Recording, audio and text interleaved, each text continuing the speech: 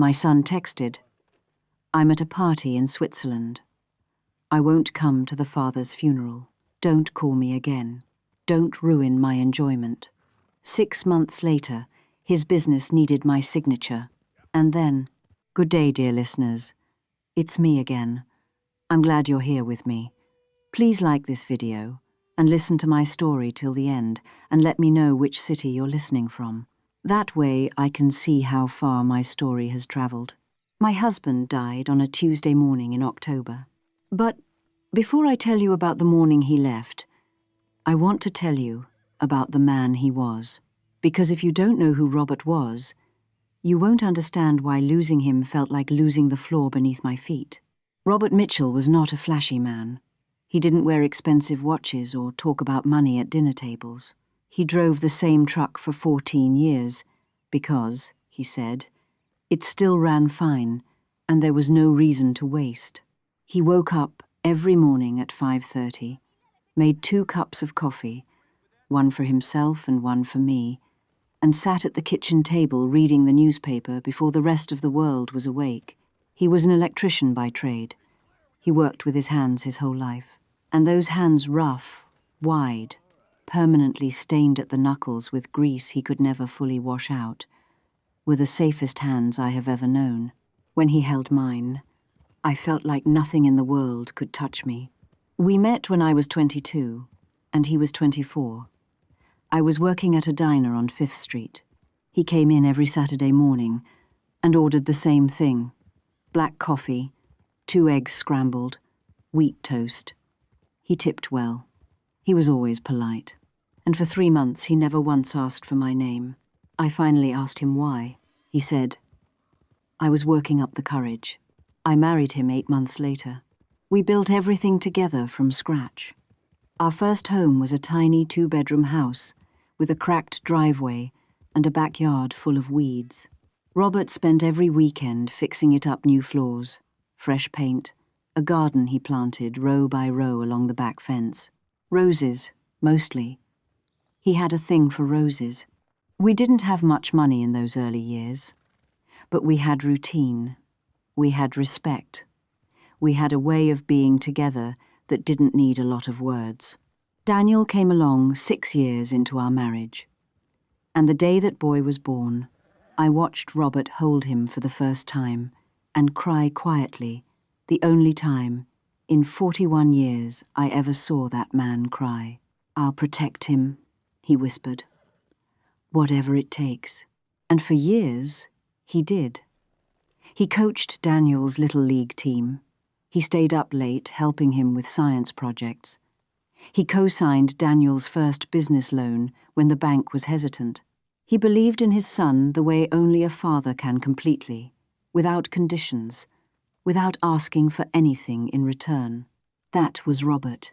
So when the illness came and Daniel started making excuses, the person it hurt most was not me. It was the man, lying in that hospital bed, watching the door every single day, wondering why his son wasn't walking through it. The illness started quietly in July. Robert mentioned he wasn't hungry much. I assumed stress. By August, he had lost almost 15 pounds, and his skin had taken on a yellowish colour that scared me in a way I can't describe. I made him go to the doctor. The doctor sent us to a specialist. The specialist ordered scans. I remember sitting in the waiting room while they did the imaging. Robert held my hand and said, "Whatever it is, we'll handle it." Just like that. Calm, steady, the way he always was. The results came back the following week. Pancreatic cancer, stage 4. The tumour was already large. It had spread. The oncologist was gentle but honest.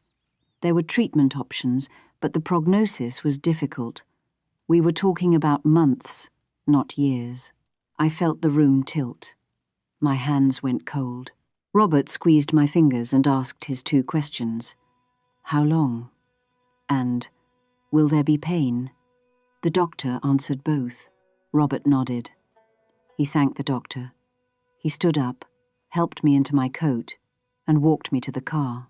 We drove home in silence. When we got inside, he sat down at the kitchen table, looked out at his garden for a long time, and then said, "Well, we'd better call Daniel."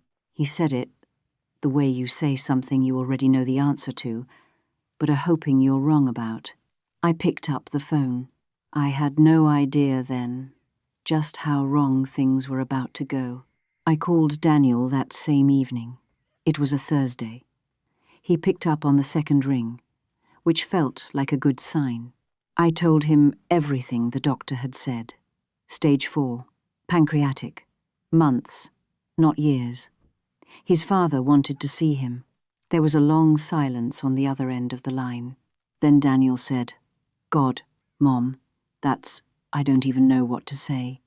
His voice cracked slightly. It sounded real. In that moment, I believed it was. "Just come home," I said. "That's all. Just come." "I will," he said. "I'm looking at flights right now. Let me figure out the schedule this week, and I'll let you know." I hung up feeling lighter. He would come. Of course he would come. This was his father. He didn't come that week. He called 2 days later to explain. There was a product launch at his company that had been planned for months. His whole team was counting on him. It would only take a few more days to get through it, and then he would be on a plane. He promised. "Dad would understand," he said. "He knows how important this is." I didn't argue. I told Robert that Daniel had a work commitment, but was coming soon. Robert just nodded and turned back toward the window. The next week, Daniel called from Singapore. A conference, apparently. He'd been invited months ago to speak on a panel, and it would look terrible to cancel last minute. "It's only 4 days, Mom, and the flights from there to you are actually more direct. I'll come straight after." He did not come straight after. Week 3, it was a client crisis. One of his major accounts was threatening to pull out of a contract, and Daniel was the only one who could manage the relationship. "If I lose this client, Mom, it could affect the whole company. 20 people's jobs. You understand, right?" I said I understood. I did not understand. Week 4, he did not call at all. 4 days went by with nothing. I finally sent him a text asking if everything was all right. He replied 6 hours later, "Yeah, sorry. Been crazy. How's Dad?" I called him. He answered, sounding tired and slightly annoyed, like I had interrupted something important. "Daniel, your father is losing weight every single week. He asks about you. I don't know how much time." "Mom," his voice sharpened, "I know the situation. You don't need to keep reminding me. I check in every few days. I call. I'm doing what I can from here. I have a life too. I can't just drop everything and fly across the country every time there's a development." I stood in the hospital corridor after that call. The phone pressed against my chest. A nurse wheeled an empty bed past me, the wheels squeaking on the linoleum floor. I watched it go. I didn't move for a while. Then I went back into Robert's room, sat down beside him, and smiled. "Was that Daniel?" he asked. "He's very busy," I said, "but he sends his love." Robert looked at me for a moment. The kind of look where a person is deciding whether or not to say the thing they're actually thinking. He decided not to. He just nodded. I started lying for Daniel after that. Not big lies, small ones, spoken gently. I told Robert that Daniel called when he didn't. I said Daniel was asking about the garden, about the test results, about whether Robert needed anything. I painted a version of our son that Robert deserved to have, even if it wasn't true. I am not ashamed of those lies. They were the only gift I had left to give. Meanwhile, Daniel sent a fruit basket to the hospital. There was a card with it. "Thinking of you, Dad. Stay strong. Daniel and Christine." Christine was his wife. She had never once called Robert anything other than Mr. Mitchell. They had been married 6 years. Robert held the card for a moment, then set it on the nightstand. "At least he's thinking of me," he said quietly. Something moved in my chest that I still don't have a word for. But here is what I did not know at the time. Something I would only find out months later, after Robert was gone. Something that made everything Daniel did even harder to forgive. He wasn't too busy to travel during those weeks. Not even close. And the proof was sitting in a place I never would have thought to look. By the time October arrived, Robert had been moved to a hospice facility about 12 minutes from our house. The word hospice carries a weight that no other word in the English language carries. When the doctors suggested it, I sat very still and asked them to explain what that meant practically. They told me it meant we were no longer focusing on fighting the disease. We were focusing on comfort, on quality of life, on making sure that whatever time remained was peaceful. I drove home that night and sat in the driveway for 20 minutes before I could go inside. The hospice room was small and clean, white walls. A single window that looked out over the facility's parking lot. Not the most beautiful view, but I brought sunflowers from our garden on the first day, the tall ones Robert had planted along the far fence in spring, and put them in a glass on the windowsill. He smiled when he saw them. "You brought the garden to me," he said. "Always," I told him. I was there, every single day. I arrived by 8 in the morning and stayed until after dinner. I read to him when he was awake. The newspaper, letters from old friends, sometimes just the names of plants from a gardening catalogue, because he liked hearing about things that were growing somewhere in the world, even when he couldn't. Some days he was strong enough to talk. We talked about everything our early years, the house, the garden, things we had never gotten around to doing that we wished we had. He told me he wanted me to travel after he was gone. He said he'd always felt guilty that we never made it to Ireland. He said I should go for both of us. I told him I would. I was lying again, but kindly. I called Daniel every Sunday and told him he needed to come. Every Sunday, he had a reason. One week it was a board meeting he couldn't reschedule. Another week, Christine wasn't feeling well, and he didn't want to leave her. One week, and this is the one I still think about, he said, his internet had been down and he hadn't gotten my messages until that morning, and by then it was too late to book a flight for the weekend. His internet had been down. I wrote that excuse down in a notebook I kept during those months. I don't know why I started writing them down. Something in me knew, I suppose, that one day I would need to remember exactly what he said and when. I have 14 pages of that notebook. On the Sunday before Robert passed, something shifted. He had been sleeping more than 16 hours a day for the previous week, but that Sunday afternoon, he opened his eyes and he was clear, fully present, more alert than he had been in weeks. He looked at me for a long time, without speaking. Then he said, "Margaret." He only ever used my full name when something mattered. I leaned forward. He said, "Take care of the garden, and don't let anyone take what we built." I asked him what he meant. He said, "You'll know when the time comes. Promise me." I promised. He died the following Tuesday morning.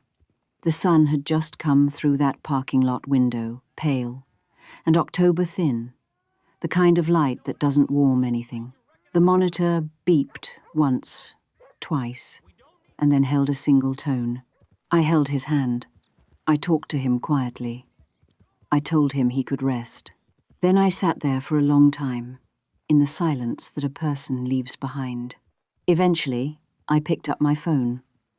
My hands were very steady, which surprised me. I found Daniel's name in my contacts. I pressed call. He answered on the third ring. Behind him, I could hear music, loud music, laughter, the sound of many people in a large, lively room. "Mom, I'm at a colleague's event in Zurich. This really isn't a good time." I said, "Robert is gone." Long pause. "I'll call you later." He hung up, and in that moment, something inside me quietly finished. Not broke finished, like a sentence that had finally reached its period. I didn't know yet that the worst part was still coming, but I was about to find out. I sat in that hospice room for another hour after Daniel hung up. The nurses moved gently around me. Someone brought tea I didn't drink. A chaplain came and stood quietly in the doorway. I thanked him. He left. I kept looking at my phone.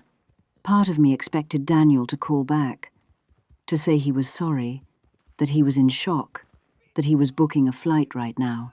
I told myself that the "I'll call you later" was just him needing a moment to process, that he would call back within the hour. He did not call back. At 6 in the evening, I texted him the funeral details. The service was planned for Friday. That gave him 4 days. I included the flight information, the name of the funeral home, the time of the service. I told him I needed him there. Then I went home to the house that now had only one coffee cup on the kitchen table. I sat by the phone until almost midnight. At 11:53, his message came through. I have kept that message. I have read it more times than I can count, not because I enjoy it, but because whenever I have started to feel guilty about what I did 6 months later, I read it again, and the guilt disappears. This is what it said, word for word. "Mom, I'm not coming. This trip cost me a fortune and I have 3 client meetings I can't cancel.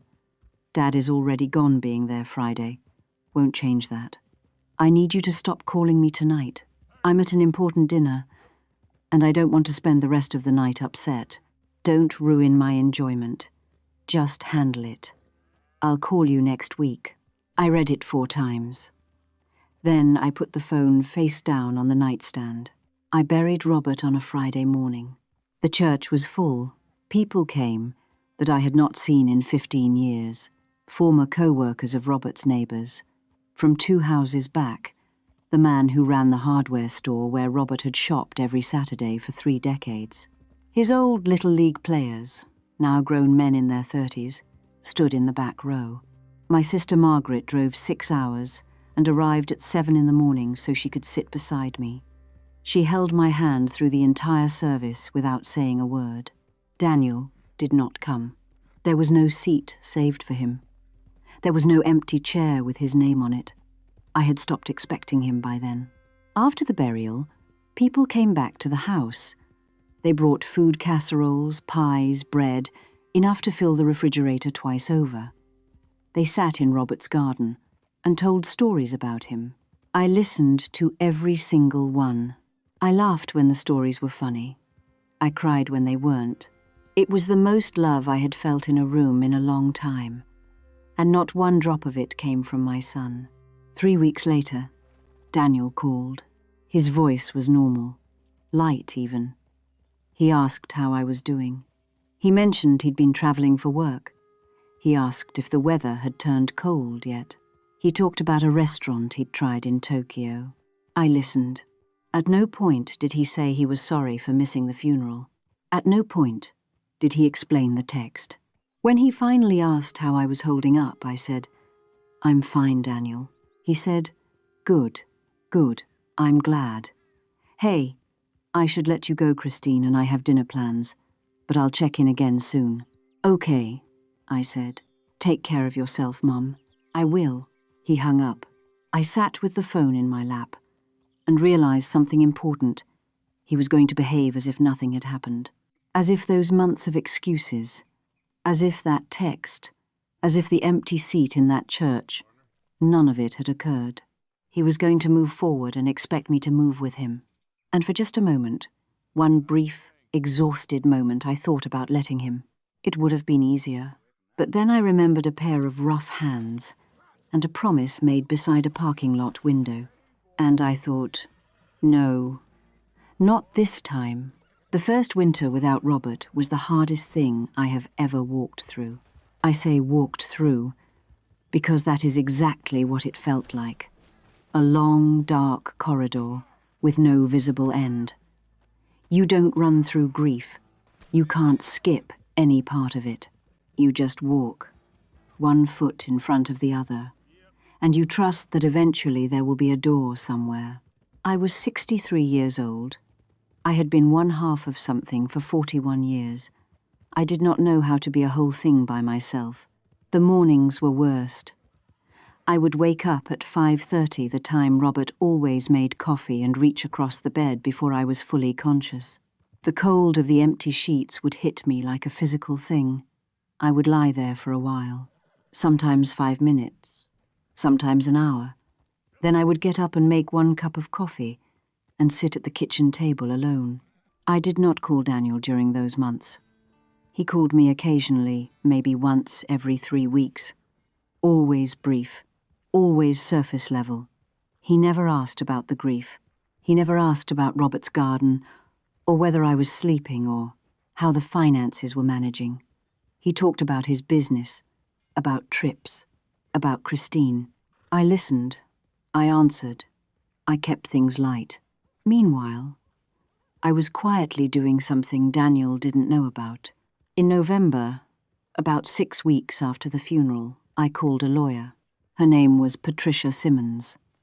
A friend from my bridge club had used her years ago during a difficult divorce and said she was sharp, thorough, and didn't waste words. I liked all 3 of those qualities. I brought Robert's documents to her office, the deed to our house, the property records, the land holdings, the accounts. I also brought my notebook, the 14 pages of Daniel's excuses, and I brought the text message, printed out on paper.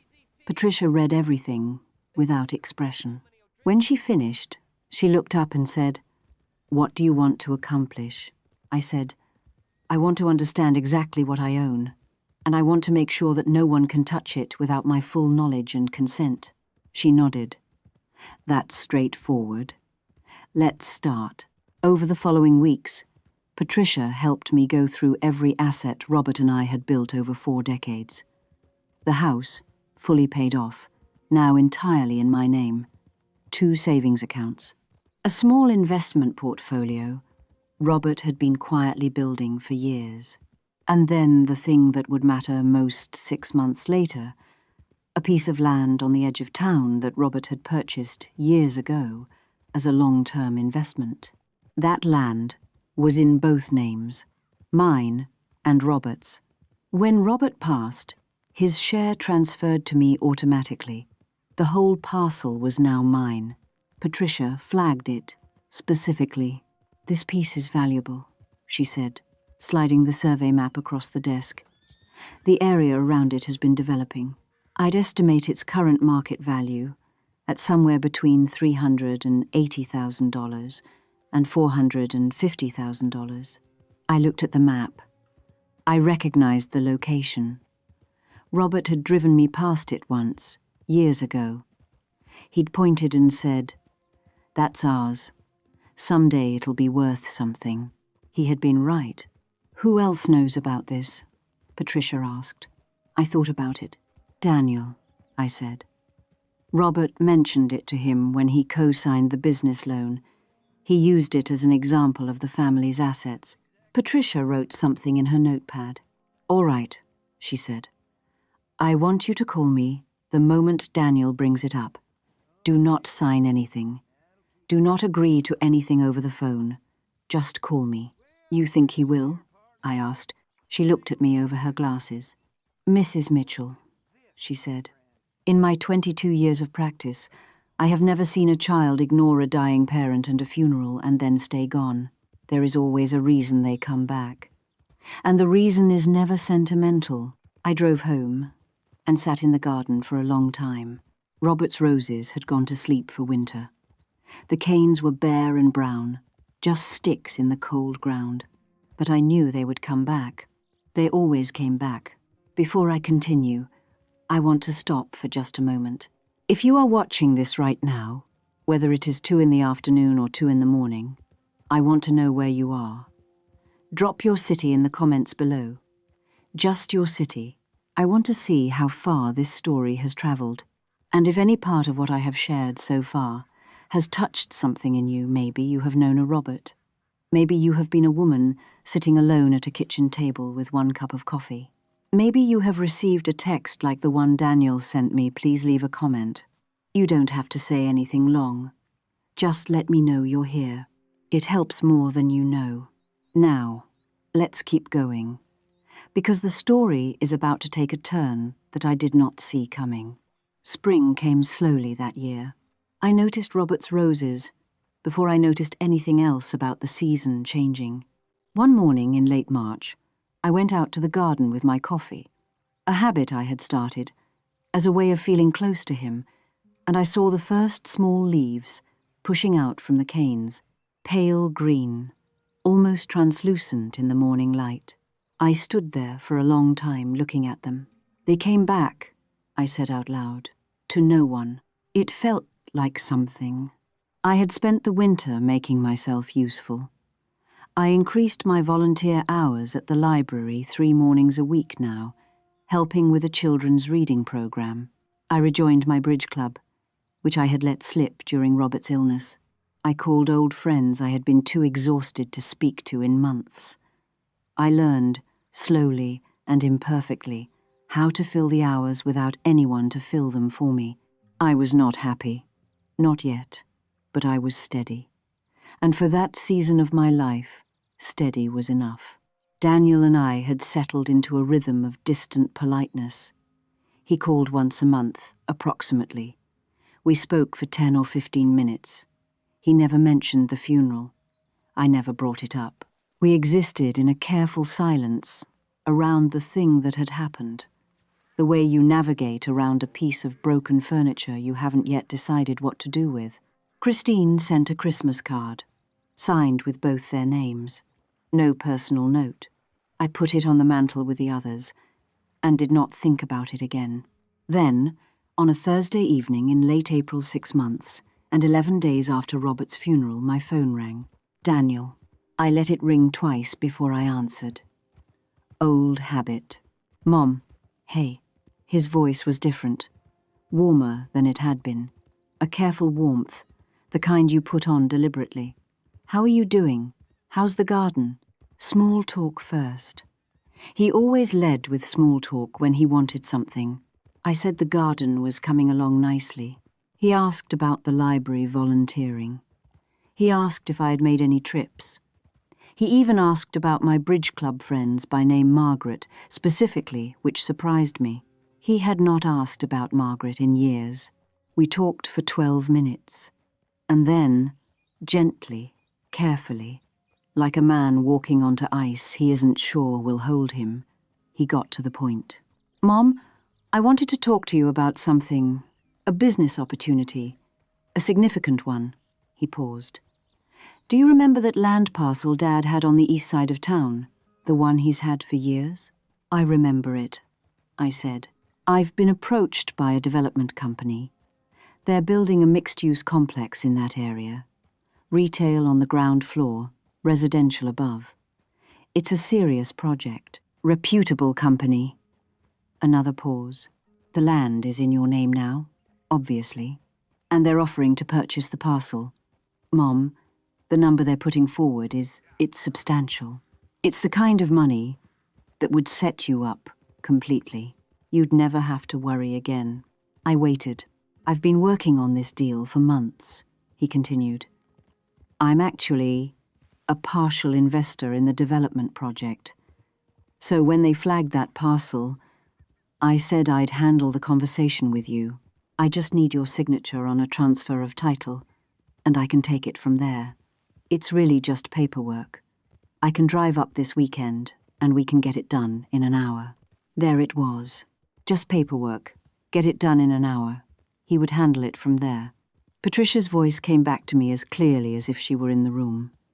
In my 22 years of practice, I have never seen a child ignore a dying parent and a funeral and then stay gone. There is always a reason they come back. I took a breath. That sounds interesting, I said. My voice was completely calm. Let me think it over. Mom, the window on this is actually fairly... I'll think it over, I repeated. Warm, firm, final. There was a brief silence. "Sure," he said. "Of course. Take your time." But his voice had gone slightly flat. The careful warmth had slipped, just a little. I noticed. I said good night and hung up. Then I called Patricia. Patricia met me the following Monday morning. I brought everything Daniel's call, the details he had shared, the name of the development company he had mentioned. I also brought something I had done over the weekend that Daniel did not know about. I had done my own research. I am 63 years old. I am not helpless with a computer. I spent 2 evenings looking up the development company Daniel had mentioned. I found their project listings, their recent acquisitions, their business filings, and I found something that made me sit back in my chair and stare at the screen for a long time. The development company had filed a partnership agreement with the county planning office. The document was public record, and listed among the partner investors, with a 12% stake in the project, was a holding company called DM Capital Ventures. I searched DM Capital Ventures. It was registered to Daniel Mitchell. I printed it out and brought it to Patricia. She read it without changing expression. Then she looked up. "He's not an impartial broker in this deal," she said. "He stands to gain directly from your land transfer." "What exactly does he gain?" I asked. Patricia spent the next 40 minutes explaining the structure to me. The development deal was valued at approximately $6 million. Daniel's 12% stake meant he stood to earn in the region of $700,000 if the project was fully realized. But here was the part that changed everything. The project had a financing contingency. The development loan was conditional on the company acquiring a specific set of land parcels in the target zone. Without all the parcels, the financing fell through. Our land was one of those parcels. Without my signature, Daniel's entire investment was at risk. He wasn't coming to me as my son looking out for my financial security. He was coming to me as an investor, trying to save his own stake in a deal, using his mother's land as the missing piece. And the price he'd quoted me? Patricia pulled comparable sales for the area. The land was worth at least $450,000 at current market rate, potentially more, given the development activity around it. He had told me the offer was substantial. He had not told me the actual number.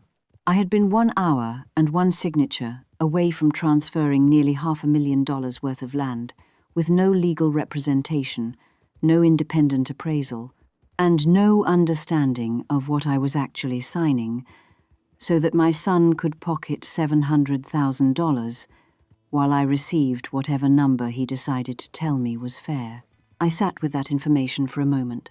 "What are my options?" I asked. Patricia leaned back in her chair. "You have several. You could decline entirely.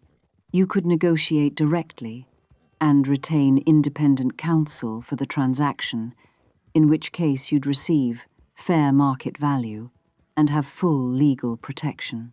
Or you could do nothing for now and simply make him wait." "And the waiting?" I asked. "If the financing contingency has a deadline, which these deals typically do, delay has consequences. If he misses the window, the financing falls apart. The development company walks. Daniel loses his stake." She let that sit. Then she said quietly, "What would you like to do, Mrs. Mitchell?" I thought about Robert in that hospice room. I thought about 14 pages of excuses in a notebook. I thought about a text message that told me not to ruin someone's enjoyment on the night his father died. And I thought about a promise made beside a parking lot window on a Sunday afternoon. "I would like," I said slowly, "to do this correctly, fully and properly, and with no shortcuts. I want every document reviewed, every clause, every number verified by an independent appraiser. I want it done right." Patricia smiled just slightly. "That will take some time," she said. "I understand," I said. "It took 4 months. During those 4 months, Daniel called 7 times. Each call started warm and ended slightly less so. He mentioned the deadline once, twice, then, urgently, a 3rd time, 2 weeks before the window closed. I said the same thing every time. My lawyer is still reviewing. These things take time. I'll be in touch. I was not rushed. I was not frightened. I was not the woman he thought he was calling. The deadline passed on a Wednesday in August. I know this because Patricia called me that morning, at 9:47, to let me know that the development company had officially moved on. They had sourced an alternative parcel. The financing was restructured. The partnership agreement had been dissolved. Daniel's stake in the project was gone. I said thank you to Patricia and hung up. Then I sat at the kitchen table with my coffee and looked out at the garden. The roses were in full bloom, big, deep pink flowers, fuller that summer than they had ever been. Robert's roses, still growing. My phone rang at 11:15. Danielle. I answered. Mom. His voice was tight, controlled but barely. I just heard from the development company. They've pulled out of the land deal. Yes, I said. A pause. The lawyer review it should have been done weeks ago. A standard land transfer doesn't take 4 months. What was Patricia even doing? Being thorough, I said. Another pause. Longer this time. Mom, do you understand what this means? There was a significant investment involved. This deal was... He stopped, started again. I've lost a very large amount of money because of the delay. I let the silence sit for a moment. Then I said, Your father spent his entire life building what now carries my name. He asked me to protect it. I promised him I would. This isn't about Dad. I disagree, I said. Daniel's voice changed. The control cracked. He was angry now. Real, unguarded anger. You did this on purpose, he said. You deliberately stalled. This wasn't about legal review. You were punishing me. I thought about that for a moment. I was protecting what your father built, I said. The way he asked me to. He's dead, Mom. The words came out hard and flat. He doesn't need protecting anymore. That sentence landed in the room and sat there. I did not respond to it. There was nothing to respond to. It told me everything I needed to know about the distance between who my son had become and who his father had been. I need to go, I said. I hope things get easier for you, Daniel. Mama. I hung up. I sat in the quiet kitchen for a while. The clock on the wall made its small, steady sound. Outside, through the window, the roses moved slightly in the breeze. I felt, and this surprised me, nothing dramatic. Not triumph, not guilt, not grief, exactly. Just something clean, the way the air feels after a long rain. Later that afternoon, I called Patricia and told her what Daniel had said. She listened. Then she said, Mrs. Mitchell, I want to flag something. When we were reviewing the documents, I found an irregularity I've been sitting on, waiting to see how this resolved. I asked her what she meant. She told me, and I sat down slowly in my chair, because what she said changed the story again, in a direction I had never once considered. I have to stop here for just a moment, because I know some of you have been watching since the very beginning. I want to ask you something. Have you ever done the right thing, the hard, slow, careful right thing, and had someone tell you that you were the problem, that you were the one causing damage? Because that is exactly what Daniel told me that day on the phone. And if you have felt that if someone has ever accused you of being difficult for simply protecting yourself, I want you to leave a comment below. Just say, I understand. That is enough. And if you are new here, and this is your first time watching, welcome. Tell me what city you are coming from. Tell me what time it is where you are. Now, Patricia had found something in the documents, And what it revealed about Daniel, and about the months I thought I understood, was something no one saw coming. Let's continue. Patricia is not a dramatic woman. She does not exaggerate. She does not use emotional language in professional settings. When she calls something significant, she means it. What she had found was this. When Daniel took out his first major business loan, the one Robert had co-signed years ago, a financial advisor had helped structure the deal. As part of that process, Daniel had submitted a full picture of the family's assets as collateral background. That document included the land parcel. It also included a disclosure about the deed structure. But buried in a footnote of that original loan filing was something that had gone unnoticed for years. A clause that stated, in dense legal language, that any future sale of the listed family assets during the loan's term required written notification to the original co-signer or their estate. Robert had passed, which meant his estate, meaning me, had the legal right to have been formally notified before any sale negotiation began. Daniel had not notified me. He had come to me directly, framed the transaction as simple paperwork, withheld the actual figures, hidden his own financial interest in the deal, and attempted to move me through a signature without independent counsel. In Patricia's assessment, this was not merely opportunistic. It potentially constituted breach of the original loan covenant. And depending on how a court viewed the intent, it could be characterized as financial exploitation of an elder. That last phrase, financial exploitation of an elder, landed differently than I expected. I am not a naive woman. I had understood on some level that what Daniel was attempting was not in my best interest, but I had framed it in my mind as selfish, as thoughtless, as the behavior of a man who had forgotten who his parents were. I had not framed it as exploitation.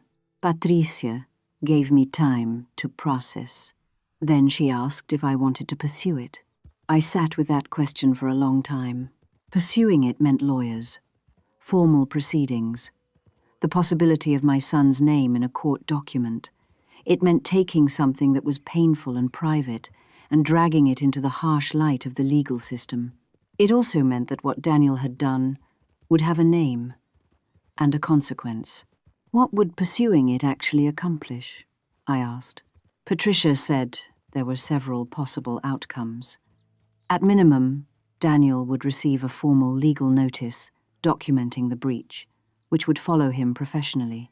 At maximum, if a court found deliberate exploitation, there could be financial penalties, possible criminal referral depending on jurisdiction, and a civil judgment.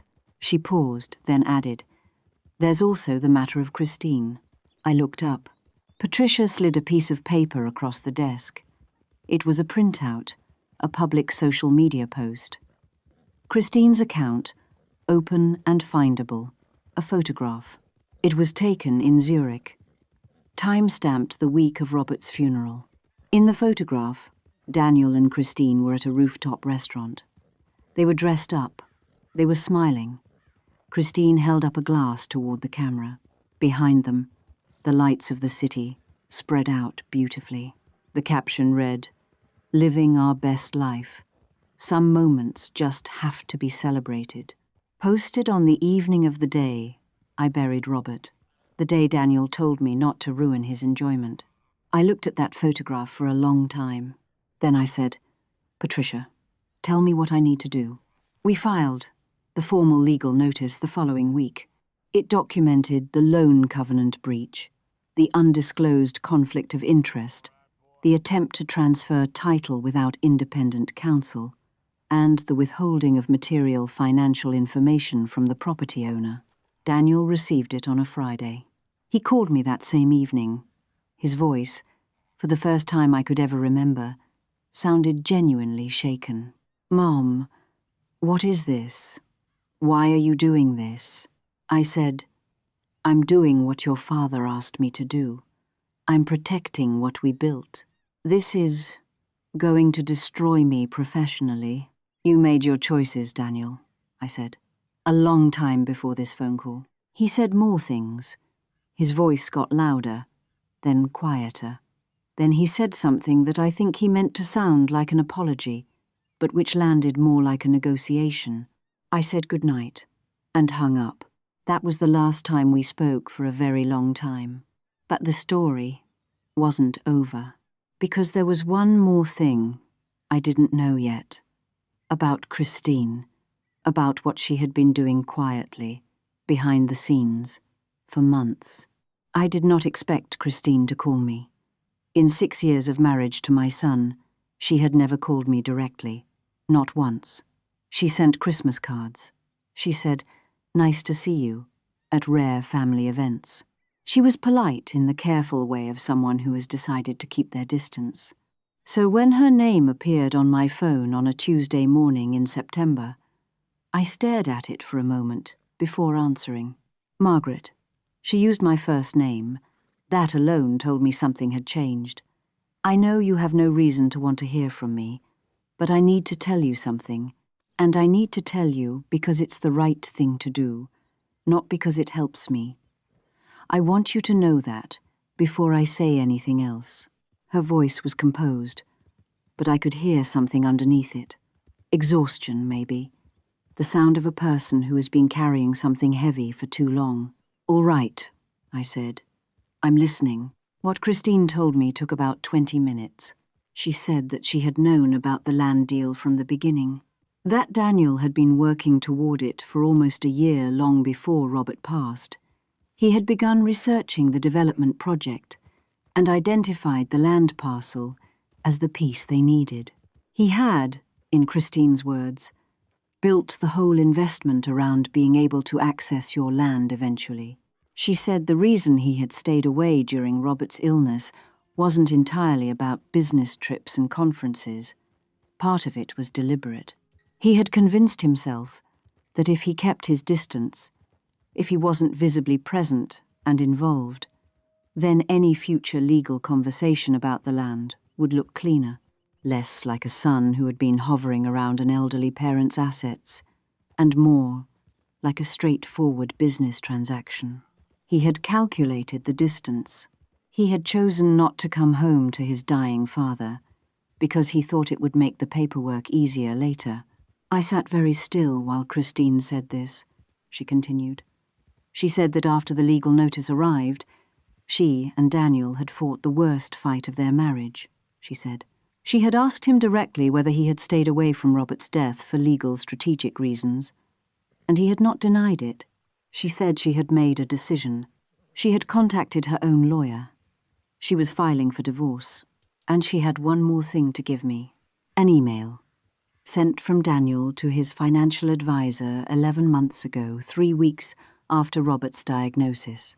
In it, Daniel laid out the investment opportunity, the land parcel situation, and what he called a timeline consideration. He wrote, and Christine had the email in front of her, "Situation with my father is progressing. I expect the title to revert to my mother within 6 months. She's manageable. I'll approach her after an appropriate mourning period." She's manageable. Christine read that sentence twice. Then she said, "I'm sorry, Margaret. I should have called you sooner. I didn't know all of it at the time. And the parts I did know, I told myself it was just business. I was wrong. I did not respond right away. The garden was outside my window. The roses. Robert's roses. Why are you telling me this now?" I finally asked. She was quiet for a moment. Then she said, "Because I have a mother, and if someone treated her the way Daniel treated you, I would want someone to tell her." We stayed on the phone for another few minutes. I did not thank her effusively. I did not forgive her. All at once, she had stayed silent for a year, and that had its own weight. But I heard something real in her voice, and I believed it. After I hung up, I forwarded her account to Patricia. The email she had described, the one calling me manageable, became part of our documentation. And when Daniel's case eventually moved into formal proceedings, that single word manageable became something a judge looked at for a very long time. Some words, it turns out, cost more than you think when you put them in writing, and Daniel was about to find out exactly what that cost looked like. The hearing was scheduled for a Thursday in November, 13 months after Robert died.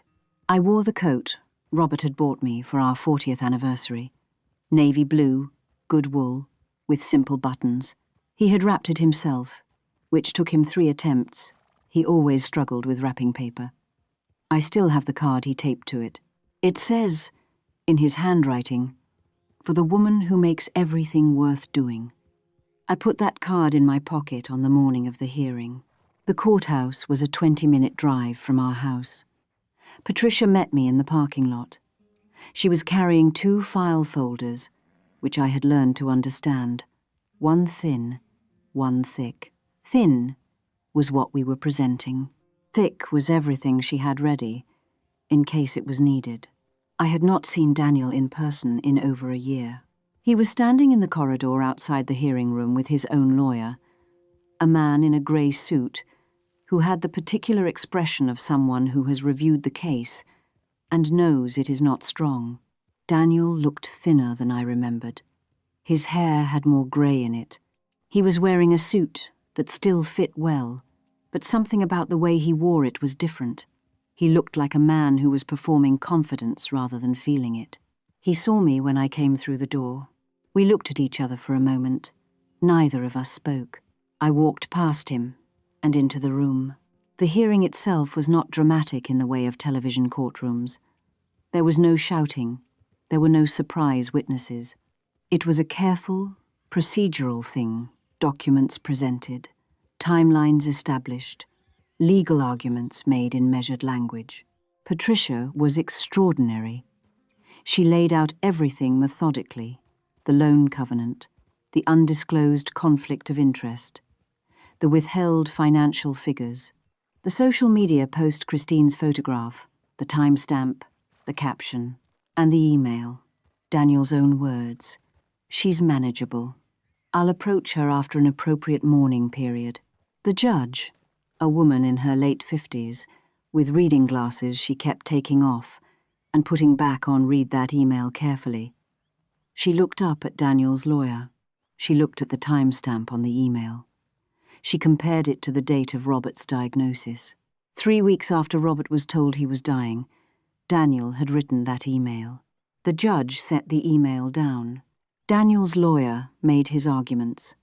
He characterized the whole situation as a misunderstanding, a business opportunity that had been handled informally, a family matter that had been overcomplicated by conflict. He used the word emotional multiple times, suggesting, gently, that my responses had been emotional rather than rational. Patricia did not raise her voice. She simply said, "My client's responses were legal, informed, and documented.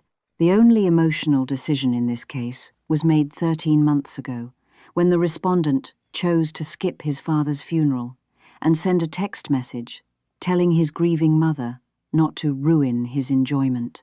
She had the text on a screen behind her when she said it. The room was quiet. The judge ruled. Daniel was found to have breached the loan covenant. He was ordered to pay a civil penalty. The breach was documented and would follow him in any future professional licensing applications.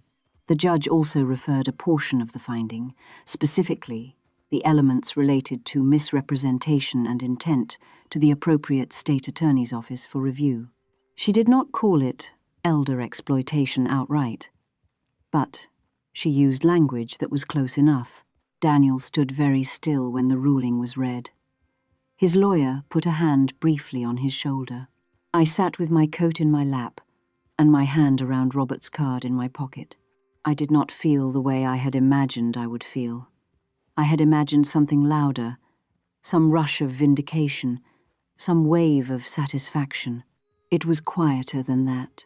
It felt more like something settling, like a house that has been shifting on its foundation for a long time, finally coming to rest in the right position. Outside the courthouse, In the cold November air, Patricia asked if I was all right. "I think so," I said. She nodded. I drove home. I made 1 cup of coffee. I sat at the kitchen table, and for the first time in over a year, the silence in the house did not feel like an absence. It felt like peace. It has been 14 months since the hearing. I am 64 years old. I live in the house. Robert and I built our life in the same cracked driveway, long since repaired. The same back garden, fuller and better than it has ever been. I tend it the way Robert taught me, row by row, with patience. His roses came back again this spring. They always come back. Daniel sent 1 letter, 4 months after the hearing. 3 pages, handwritten. It was a complicated letter, full of justifications that kept accidentally turning into explanations, and apologies that kept almost becoming arguments. He said he was sorry for the way things had gone. He did not specifically say what he was sorry for. I read it once. Then I folded it, put it in the fireplace, and watched it burn. I did not need his apology. I had already found what I needed on my own. Christine and I speak occasionally. Not often. She is building her own new life, and I am building mine, and we exist at a respectful, friendly distance. She called on the anniversary of Robert's passing to say she was thinking of me. That mattered more than she probably knows. I heard, through people who knew people, that Daniel had lost his position at his company in the months following the hearing. The documentation of the covenant breach was, as Patricia had predicted, a professional complication. I heard he was working in a smaller firm now, in a different city. I heard things were difficult. I felt nothing particular when I heard these updates. Not satisfaction, not guilt. Just a kind of neutrality, the way you feel about weather in a city you no longer live in. What I want to tell you, if you have stayed with me through all of this, is not about Daniel. It is about what I learned. I learned that grief is not the most dangerous thing a woman can go through after she loses her husband. The most dangerous thing is the silence that comes after the silence in which other people make decisions about your life before you have finished deciding who you are going to be now. Do not let anyone make those decisions during your silence. I learned that protecting yourself is not coldness. It is not revenge. The 4 months of legal review were not about punishing Daniel. They were about doing what Robert asked me to do, carefully, correctly, without being rushed. He knew, in that hospice room, what he was asking me to protect. And he knew that doing it right would take time. He trusted me to take that time. I learned that chosen family, Margaret, who drives 6 hours without being asked, Patricia, who reads every footnote, the women from my bridge club, who fill this kitchen with noise on Thursday evenings, can hold you as completely as any blood relation, sometimes more completely. And I learned something about that text message, the one that told me not to ruin his enjoyment. For a long time, it made me feel small, like a problem to be managed, like an interruption. That was, I think, exactly what Daniel intended, whether he was conscious of it or not. But somewhere in the past year, that feeling changed. I stopped reading the text as a reflection of my value. I started reading it as a reflection of his. I am 64 years old. I wake up at 5:30 in the morning. I make 1 cup of coffee, just one, and I sit at the kitchen table and look out at the garden. Some mornings I talk to Robert. I tell him about the roses. I tell him about the tomatoes coming up along the south fence. I tell him the house is good. I tell him I kept the promise.